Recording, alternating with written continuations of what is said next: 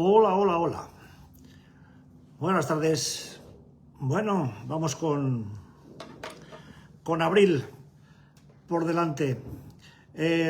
Sigo hablando de la guía práctica, donde lo dejamos el otro día, recordando que estamos hablando de un tema delicado y bueno, que está bien tenerlo pues a buen recaudo porque estamos tratando pues con prácticamente los despojos de nuestro pasado, ¿no? Y de cómo ese pasado nos afectó física, mental y emocionalmente, ¿no? Cómo nuestros pensamientos, nuestros sentimientos negativos sobre nosotros mismos nos destrozaron a nivel físico y a nivel anímico, ¿no? Estamos tratando de situaciones que el solo hecho de que alguien las conociera, si no es en el contexto adecuado, pues nos haría pasar un mal rato, ¿no? Nos haría pasar un mal rato y posiblemente nos destrozara emocionalmente de nuevo, ¿no? Y no estamos en esas.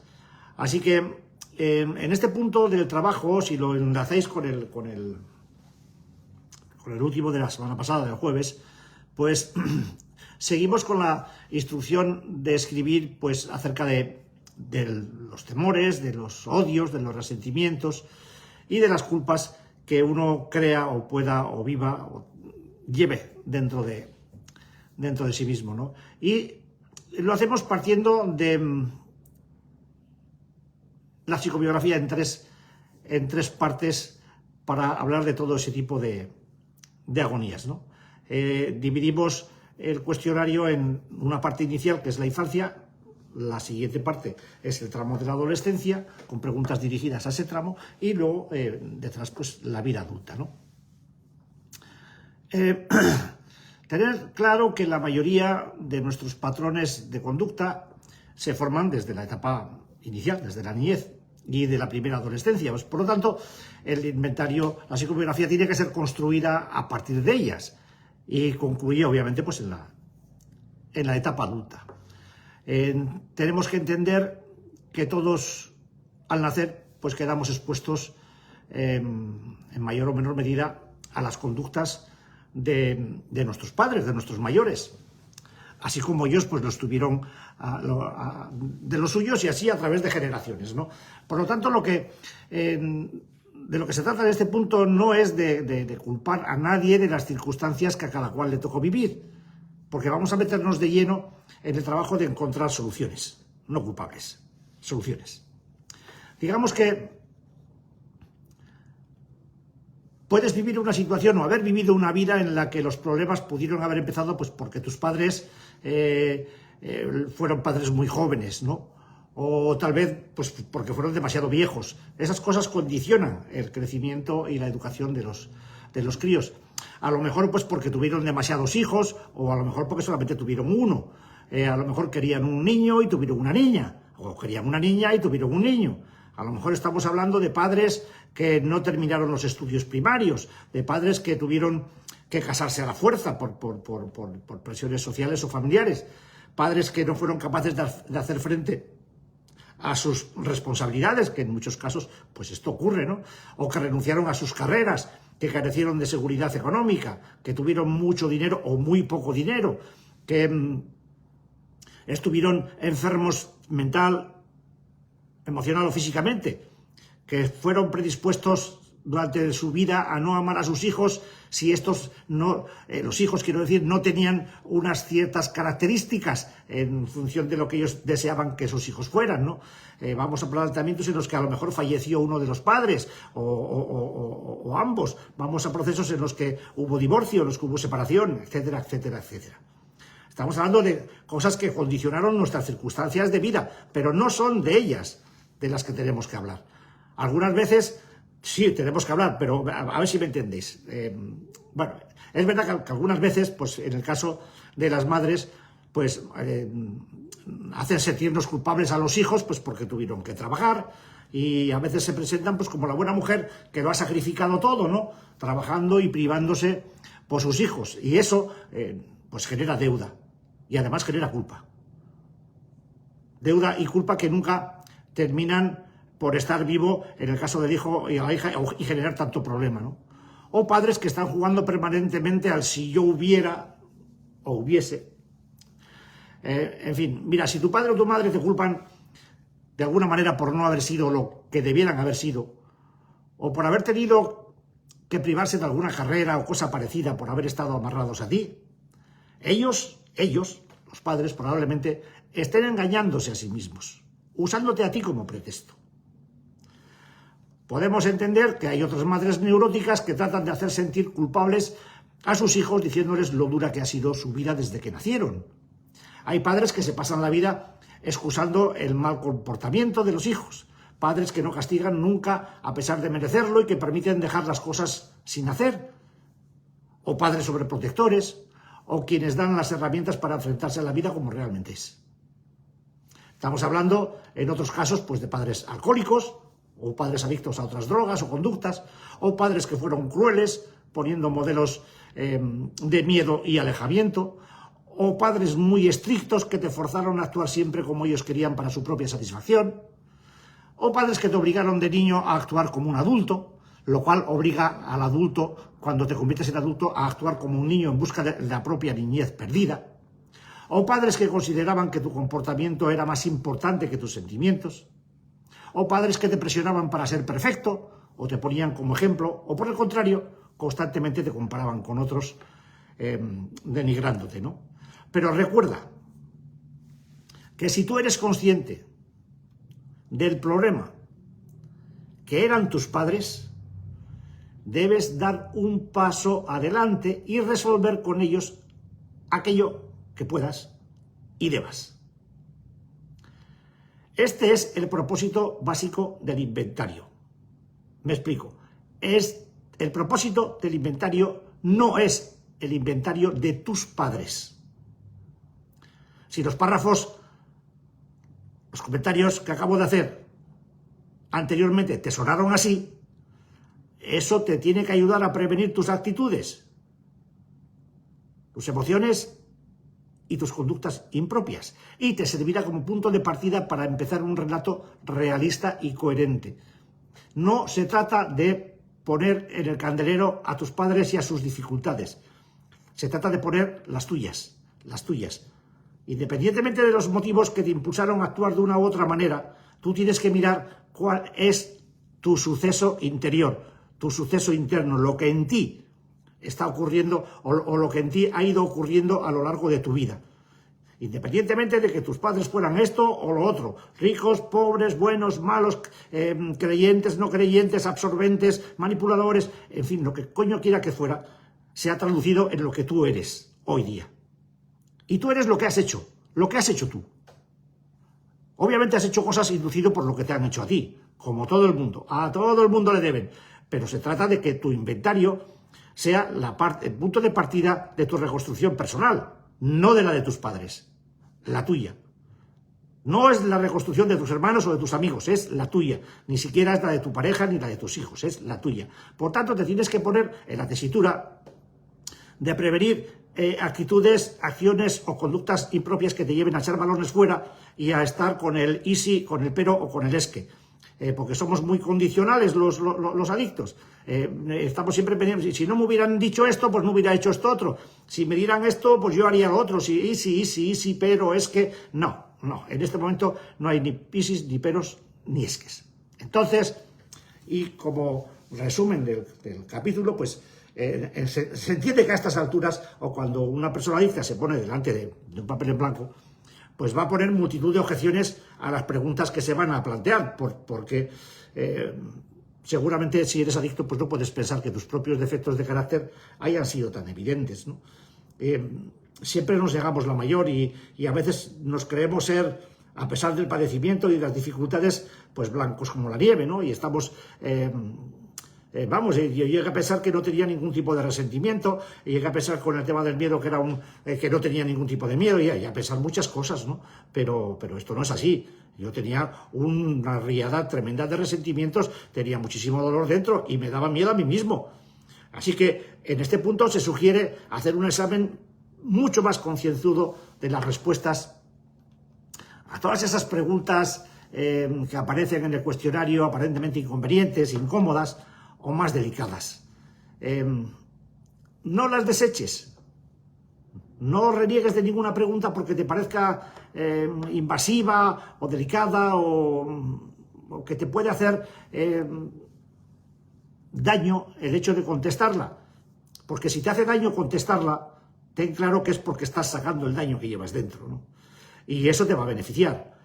Pero duele, evidentemente duele. Es como quitarte una muela en mal estado, pues duele, pero alivia, ¿verdad?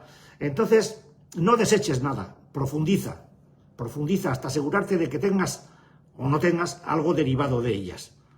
Intenta ser contigo lo más claro posible. No te busques excusas para no ser tú.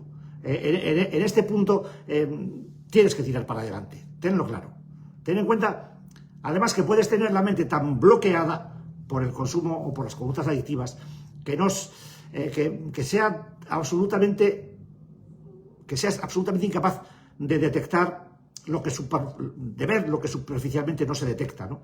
De ahí la negativa explícita en este trabajo de hacerlo, de no hacerlo mediante una mera reflexión fugaz mental, pues porque eso no asienta absolutamente nada en los procesos neurológicos de cambio que se tienen que traducir. No se trata de eso.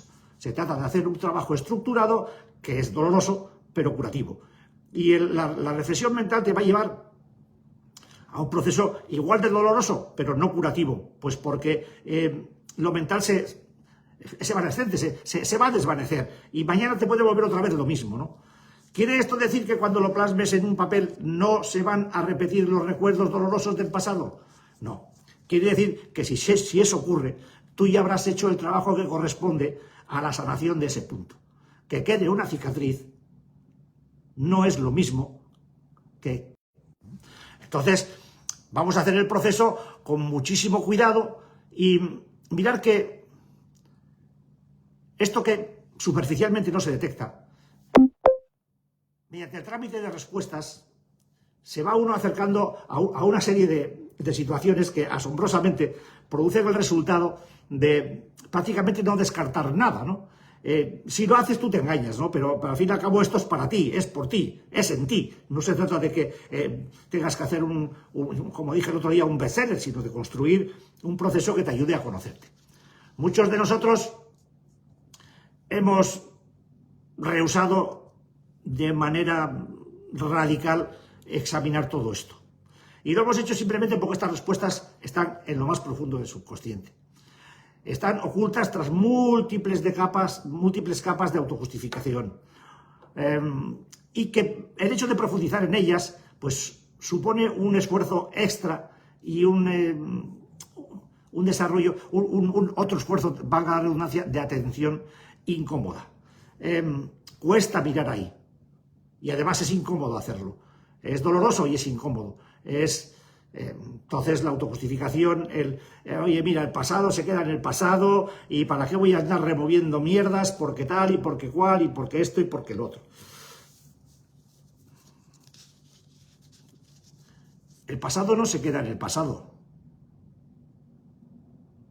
Hostia, a ver si esto se le queda a alguien claro. El pasado, si no haces esto, se queda en tu presente. En tu presente. En tu presente vive tu pasado. Contigo vive tu pasado. Eres la suma de todos los días que has vivido. Que por cierto es una resta. Porque cuantos más vivas, menos te quedan. Tenlo claro.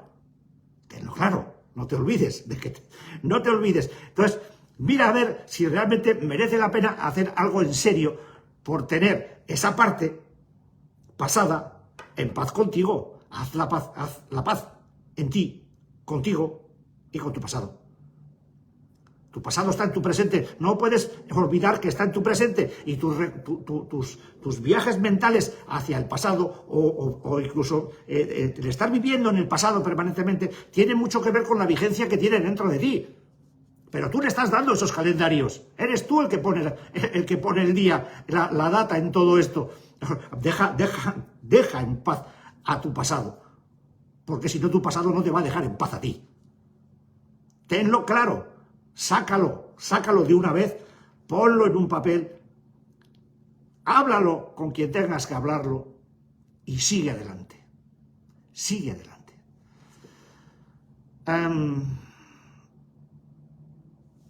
Los sistemas de defensa que levantan nuestra mente adicta, pues somos como los ratones colorados, que decía uno de mis maestros, ¿no? Pues estos sistemas han creado respuestas que damos como ciertas, como seguras, y razonamientos patológicos que justifican cualquier cosa que sea. Y por culpa de ellos hemos terminado en el pozo de la adicción activa, racionalizar y racionalizar, y esto porque sí, y esto porque sí, condicionando todo lo que hacíamos a determinadas situaciones o respuestas de vida que eran de todo punto de vista incorrectas. Así que en este punto vas a tener que recurrir a la entereza y al valor para ver cuidadosamente, cuando escribas tu inventario, que tu pensamiento esté libre de todo prejuicio, que te pueda impedir una evaluación honesta de esta primera, posiblemente, para mí lo fue, evidencia tangible de crecimiento personal. Porque crecer duele. Y en este punto no se trata de plantearse claramente si seguir saltando de una infancia a otra ante la tesitura de un proceso doloroso de crecimiento personal. Bueno, se puede plantear la disyuntiva, pero que lo tengamos claro. Pues mira, yo prefiero seguir saltando de una infancia a otra. Perfecto. Tuve un compañero hace muchos años, mallorquín, por cierto, ahora me acuerdo de él, que cada vez que salía este tema en los trabajos de rehabilitación, decía yo, me vais a perdonar, decía compañeros, pero yo hay cosas que me llevaré a la tumba.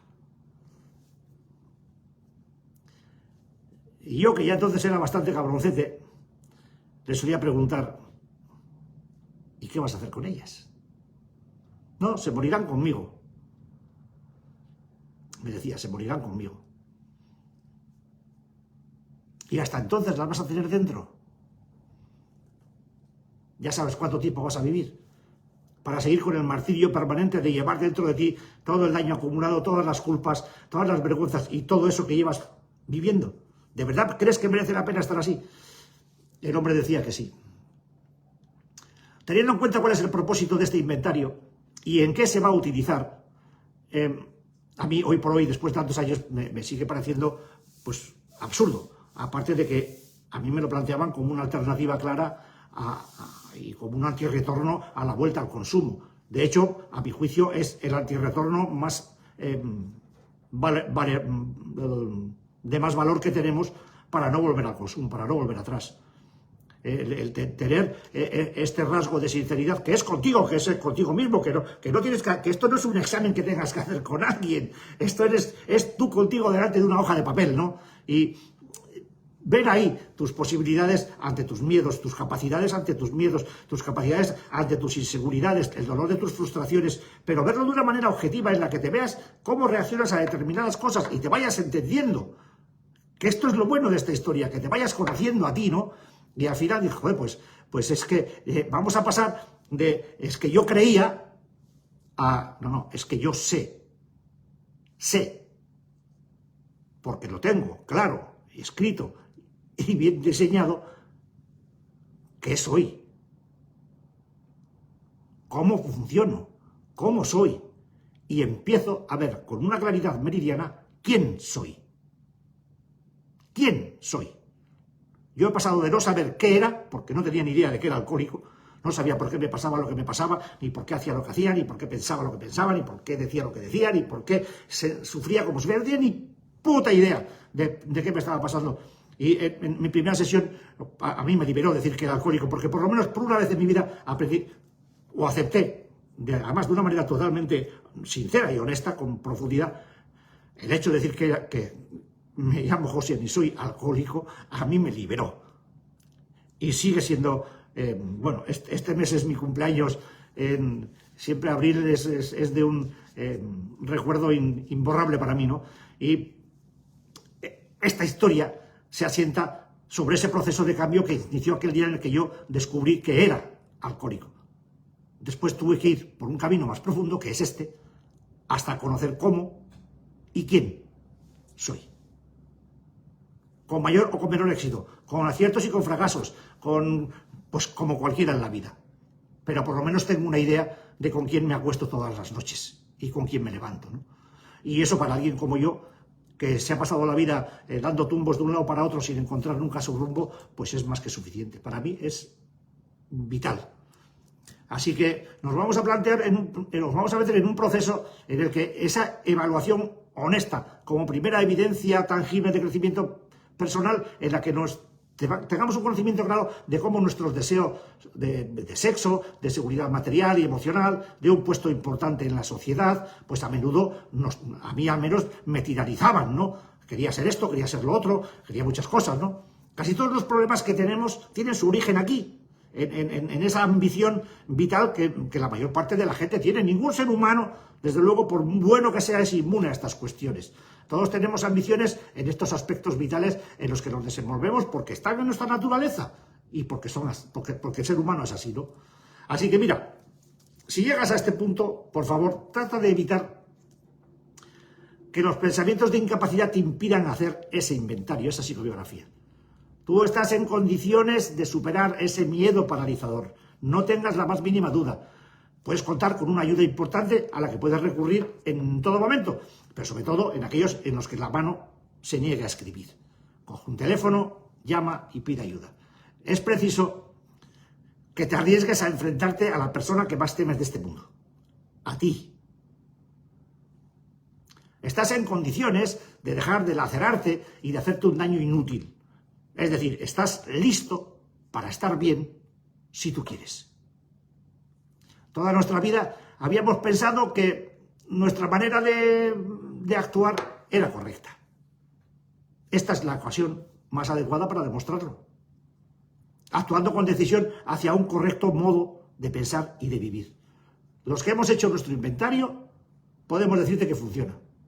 Así que si quieres, pues cree en nosotros, porque puedes dar ese paso de gigante y tirar a la basura toda la basura acumulada que llevas a cuestas. Así que mira, cógete un boli y un papel y empieza. Y si tienes dudas, si ves que te bloqueas, pregunta que se te dirá. A través de esas preguntas que tienes en el inventario vas a encontrar si tu tendencia es depresiva o si te inclinas hacia la grandiosidad. Puede que te encuentres como inocente de las causas de tus problemas y entiendas que la culpa es de otros. A lo mejor consideras que todo esto es una estupidez y que no merece la pena pasar con ello. Es respetable.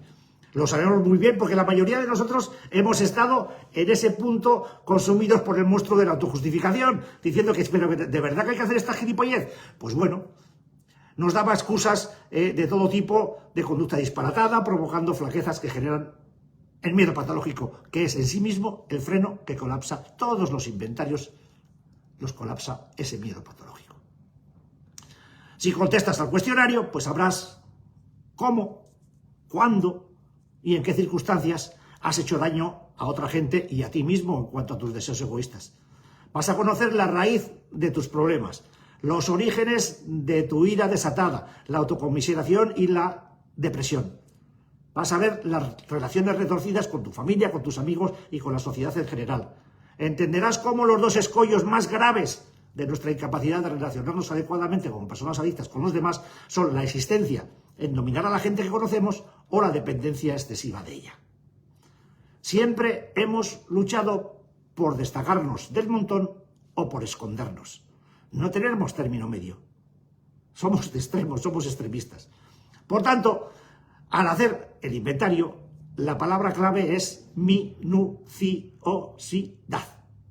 Es decir, evaluar nuestra conducta con claridad y sinceridad nos ayudará, como ninguna otra cosa, a seguir adelante.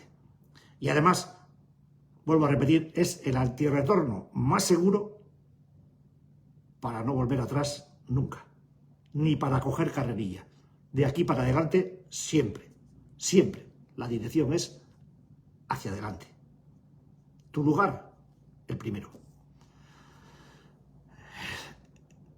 Creo que hemos andado un trecho importante sobre la cuarta propuesta de rehabilitación del programa de ERGI y sobre la guía que te puede ayudar a entender un poco más todo esto.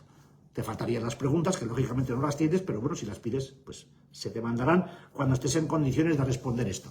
Esto no se puede hacer por el hecho de que lleves 2 días viendo estos vídeos, o 2 semanas, o 2 meses. Tendrías que verte todos los vídeos desde el número 1 hasta aquí para poder entender un poco de qué va esto en condiciones. Y aún y así, si no tienes delante a alguien que te lo pueda explicar, te va a costar trabajo. Pero bueno, yo creo que que los vídeos están suficientemente explicados. Quizá estoy siendo un tanto prepotente con eso, pero creo que con las explicaciones que se dan podría ser suficiente. No obstante, claro, una intervención personal en vivo pues es otra historia con relación a todo esto. Pero bueno, este es el camino. Yo no veo otra manera. No entiendo lo de dejar pasar días y días y días y días y acudir a sesiones en las que podemos hablar de 1000 cosas con tantísimo trabajo como hay que hacer en la rehabilitación. O sea, este es el vídeo número 443. O sea, tenemos 221 horas de vídeo grabadas en las plataformas. Pues imagínate, 221 terapias, o si son de media hora, 440 terapias. No sé, si cada día eres capaz de ver un trozo de media horita, pues cuando llegues a este punto nos llamas por teléfono y sin ningún problema, ningún compromiso te mandaremos las preguntas. Tranquilamente, no hay problema. No, aquí no escondemos nada. O sea que, si lo quieres hacer, pues trabajar y trabajar. Y paciencia, ¿eh? Si has empezado hace poco, paciencia. Paciencia. Es vital. Así que nada, pues ánimo y al jueves empezamos con otro tema. No os comáis la cabeza demasiado. Cuesta más pensar que hacerlo. Es más fácil hacerlo que pensarlo. En la mente se convierte en un mostrenco enorme, en un mamotrenco. Cuesta arrancar. Pero el jueves nos vemos si queréis. Sed buenos.